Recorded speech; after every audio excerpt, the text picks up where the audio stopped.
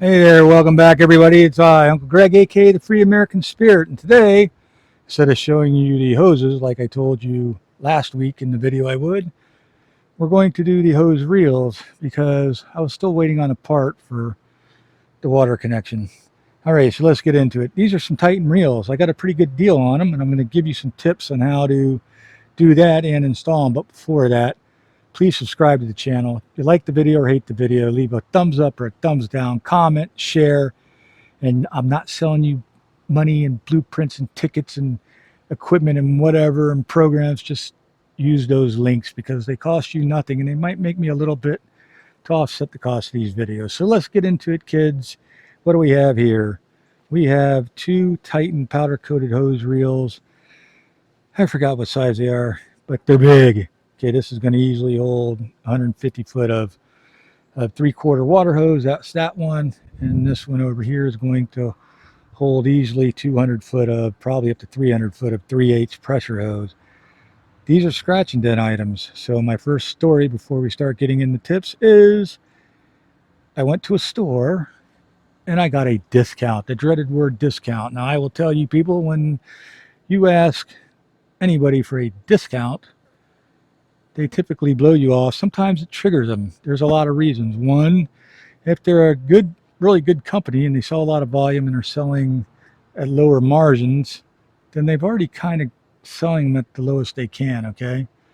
On the other side of that coin is the guys who are just greedy, and so you're taking away a lot of profit. So on one hand, the guy ain't going to make any money if he gives you a discount. On the other hand, he ain't going to make a lot of money. If you're talking to a salesperson online or whatever, you have to understand salespeople are taught to just ignore requests for discounts and not get mad and just come up with a reason, for whatever reason, why they can't, because to them, that's just what they call a smokescreen objection. I get it. People are there to make sales. They're there trying to take care of their company or doing what their boss says. It's all good. So in this story, I went into the store and I used the word discount. She kind of looked at me and said, "We don't have discounts." I said, "That's fine." I said, "Well, let me ask you a different question. I'm buying several things today, but I really want to know, if you have anything on scratch and dent, or discontinued items. I'm not the most fussiest." I said, "But I need some hose reels. I need to get a pressure washer, etc." So she already knew I was serious because I had put in an order for the stuff. I called her up. She said, "Yeah, to be ready." I drove down there 3 hours because I wanted to save on shipping. It's something I highly recommend to you.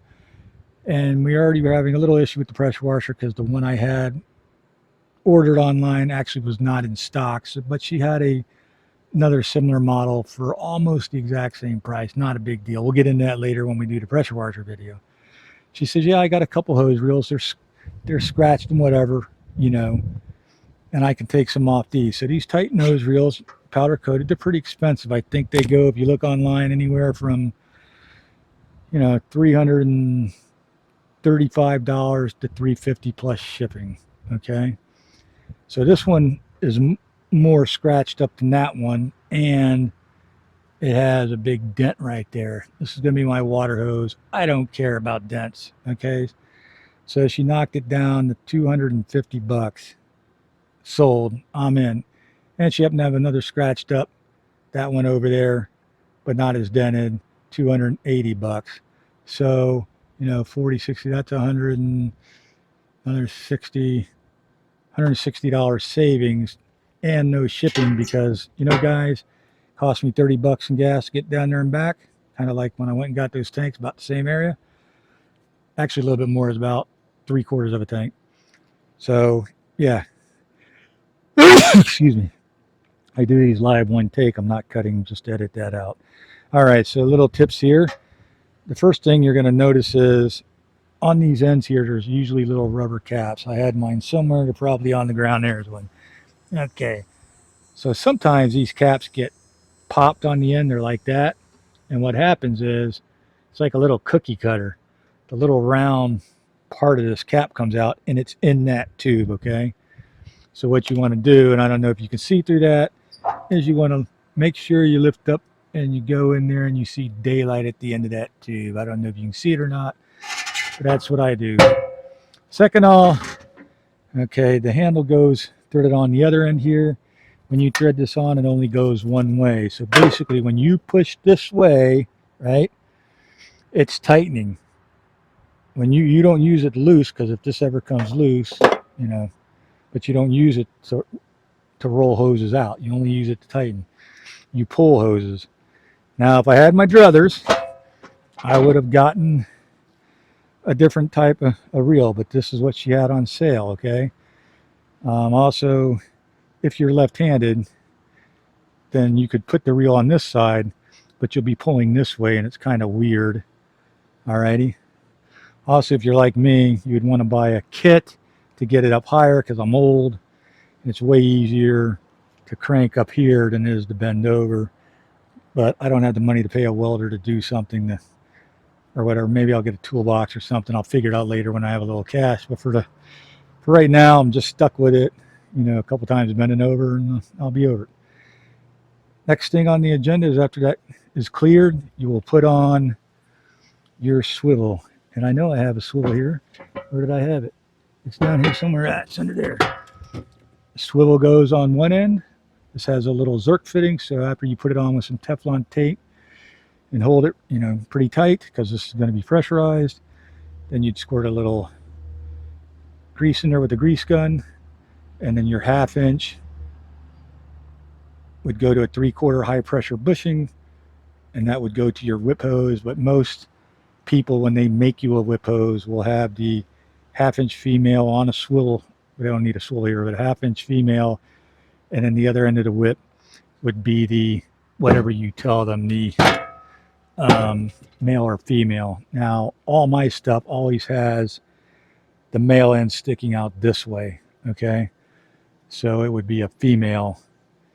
On this particular thing, I have not decided if I'm going to hook that up. I'll probably keep that for a spare for that pressure, because, you know, if it ever gets messed up, I want to make sure that it's always working instead of having to swap hoses or whatever. So if I do that and put a garden hose here, if you look at this, what most people will do is put a 1/2 inch nipple and a 1/2 inch 45, okay? And that way it makes the hose come a little closer down here without kinking as much. And then you will need a 1/2 inch by 3/4 inch female end of a hose, just like at the end of the hose where you're going to go onto a spigot. Okay, and then when you start reeling, everything will reel up. Or if you don't want to go through this manifold, which a lot of people don't want to do because there's a little bit of restriction. Now, when you close this end off and you put the swivel on here, basically, you know, when the water goes here, it just fills the pipe up, but it's really only going from here through that T that way. So that's a small bit of restriction.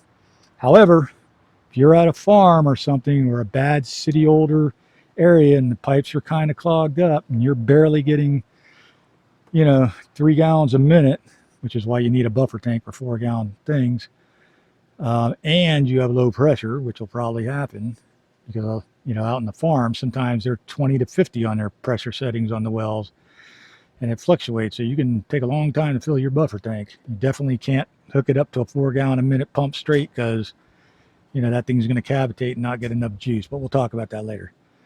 So if you're going to do that, you can have that female connection stick over here, you know, lay the hose and wedge it in there and then roll it up, and make sure there's just enough to come out here with that connection, so then you can now connect it to the male end that you'll have coming out of there, okay, out of your hose, out of your water tank. So that's a little tip, and then that way, you know, you're not running anything through that manifold. And if you have to, let's just say that thing got corrosive enough where the inside pipe leaked for whatever reason, you would have a perfectly good one that you can just swap the whole reel off and then just use that reel for those. That's a tip. Now, to mount these things, you're going to need to know a couple of things. One is where to drill these holes. See that hole right there? So the old way we were taught to do it is you take a tape measure, you flip this over, and you measure the hole center to center of the hole, fore and aft.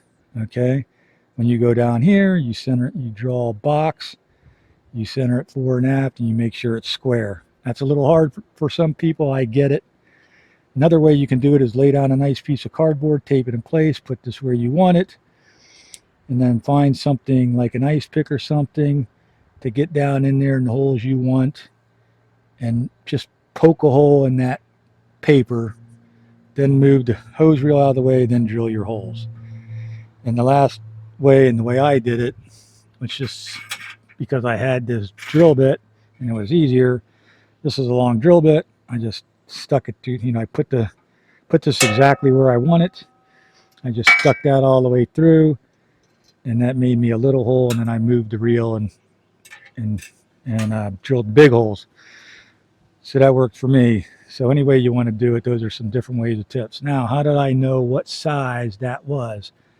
The reason I looked at it, I said in my brain, well, it looks maybe a half inch, maybe 3/8. I don't know. So I got out the 3/8 drill bit. Oh, no, I didn't. That's not the 3/8. He's lying. No, I got out the 3/8. I got out my 3/8 drill bits. I stuck it in like that bit. That's how I knew it was 3/8 for sure. But since I had those little pilot holes, I went the next size up, because when you get this in place, if you're off just a little bit, it's a pain to get the nuts, bolts through. So I went the next size up to 1332s or whatever, and drilled all those holes. So that'll make it a little easier. So now all I got to do is go get me, in my particular case, I have to get some, what is it, 3/8.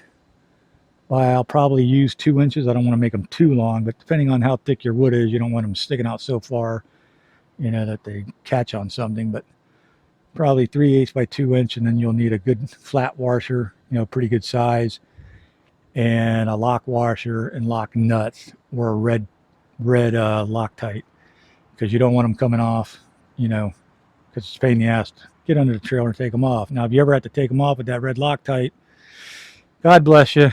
Get a friend, let him crawl under the trailer, and you hold the top one steady. Putting them in, there's not much room, but you just got to take your time, get them in there, and once you push them through, you'll be good to go. Or if push comes to shove, you can take out this reel. All right, so that's that part right now. We got some other things to go through, but the second story is getting discounts on here. So we told you about how to ask for scratch and dents and whatever, and drive there to save some money if possible. So obviously, if you got to go online, you're going to shop around online to find out who has a combination of the lowest price and the lowest shipping. A lot of places have free shipping, which, come on, nothing's free. It's built into the price. And sometimes the free shipping is cheaper than when people add shipping and the price. And sometimes it's not. So check a couple different places. If you're going to call a person up or a business up and say, hey, do I want a discount? Try not to say discount. Say, hey, I'm looking for some hose reels. I don't care what brand they are. I just need some inexpensive hose reels. I don't care if they have scratch and dents, as long as they're functional. And make sure that you tell them how much hose you're going to use. I'm going to use 200 foot of 3/4 water hose, and I'm going to use 250 foot of 3/8 pressure hose, so they know what size to look for. I wouldn't even care if they were two different models, but in this case, it just worked out. She had two that were scratched. So I call up a manufacturer, and he had done a video saying, hey, I got these rigs, and we're not building these particular rigs anymore. I got these frames, they fit in the back of a truck. We're not making these anymore, but we got like 4 here that we can build out. And we got like 3 or 4 maybe at the weld shop that may not even be put together yet. And I said, oh, here's an opportunity, because the guy wants to get rid of some stuff he's not making rid of anymore. He's already selling them at a sale price. Maybe I can buy just, the rig, and I'll go up there and get it. And it would just fit in this trailer until I one day grow up and buy a truck, which is never going to happen because I'm too old. So I call up. I say, hey, I want to know how much these things are. Can you sell just the rig by itself? You don't even have to build it out. And I'll come get it. And you don't even have to ship it, and you ain't got to mess with it. Is that possible? And they're a very nice lady. Said, well, I'll have to let you talk to whoever. And, I get his voicemail, and he's going to email. So I get an email, and he says, hey, Greg, how you doing? Sorry, we don't send rigs. We don't sell rigs unless we build them out. I said, oh, well, must have misunderstood because I thought you wanted to get rid of some things and you had some at the weld shop. He goes, no, I understand, but we don't do this or whatever. I forgot what he replied. And I said, okay, that's fine. Thank you. So I didn't win that deal. Once again, everybody wants a discount. They hear it all day long. But that, to me, he just didn't understand my logic. To me, he wants to get rid of the stuff. He's not making that generation. And he has some at the weld shop that he's going to have to pay for, because they're already cut up and whatever, even if they're not welded. So I really thought it would be a win-win. Win for me, win for him. And he's also in my videos, which I know it's not much, but it's another little form of advertising. And if they have a logo on their rig, anybody that saw me do something, any other guy who's thinking about getting in it or on my videos might see that, even in person or on the street, because I have had people come up say, hey man, where did you buy your stuff? But it didn't work out. So, okay, so this is just a little shout out to all you suppliers. Hey man, think a little bit about things. I'm not saying you're right or wrong. Maybe give it another thought, not for me, but somebody else that calls in. And if you decide you want to help a guy out that's, that I pick out, you can drop ship something to him and just tell me what you want to help him out with.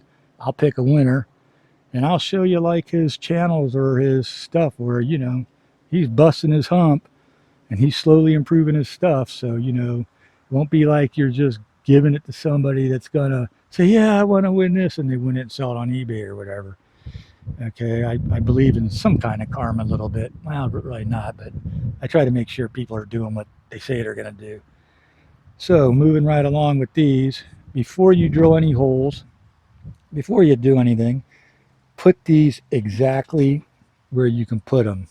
Now, because I put this bar here, and because those barrels are a little bigger than I thought they would be, thank God I got the 6-foot wide trailer instead of 5, because I would have been stuck paying a welder to put these things up, here, because they just wouldn't fit there. As it is right now, when I move this where it goes, okay, from here to here, that's not exactly, but from here to here is about the same clearance as from here to here. So I know I have enough clearance for my hose. But more importantly, this handle just misses this. If I didn't have this and I tried to put 2 right here, it would have to be spaced way over here, because the middle of this would actually stick in here some. That's how kind of tight this trailer is. So, again, if I had a 5-foot trailer, I'd have to either double stack it over here, or I'd have to pay a welder to do some more costs. So I'm kind of glad that I, by the grace of God, got into this trailer. Tell me what you think in the comments, and put down in there, what you're doing this week. I need you to do something every day. Get on the state site, and even if you don't register because you don't have the money, you don't want to waste the length of registration for your company, because they're usually good for a year or whatever. Download the forms, get all the paperwork filled out. So and same with your workman's comp and everything else, just whatever you got to do legally, get all the paperwork filled out, have it ready. So when you are ready, that's one less headache you got to do, because you already did it now. Start buying your parts.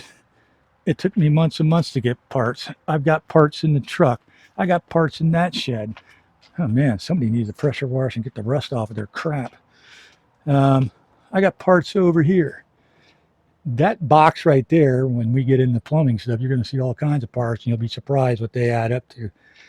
I got these things. I have a landscaper buddy. I said, what are you doing with those blowers? He goes, well, we pulled the handles and we broke the recoil or whatever. One's a Craftsman. He goes, that's not worth fixing. And then this one, he goes, I just didn't have time. I just bought a new one. It's only 180 bucks. Well, to me, it's like, you know what? I'll take those. I'll take them apart. And if both of them can be fixed cheaply by just putting a new, recoil on it for 30 bucks or whatever, I'll fix them both. And I'll keep that one. And then I'll see some guy around here that needs one, and I'll just give it to him, because it's just good form. You know what I'm saying? So another thing that I bought, because I put this little rail up here, is I bought this thing. Now this is good for about 1,000 pounds. That bar is holding the most, but it's really holding it for going the other way, around that way. So I have that old one there, but I'm going to get another one, but I couldn't afford 2. But these hook on, kind of neat like that.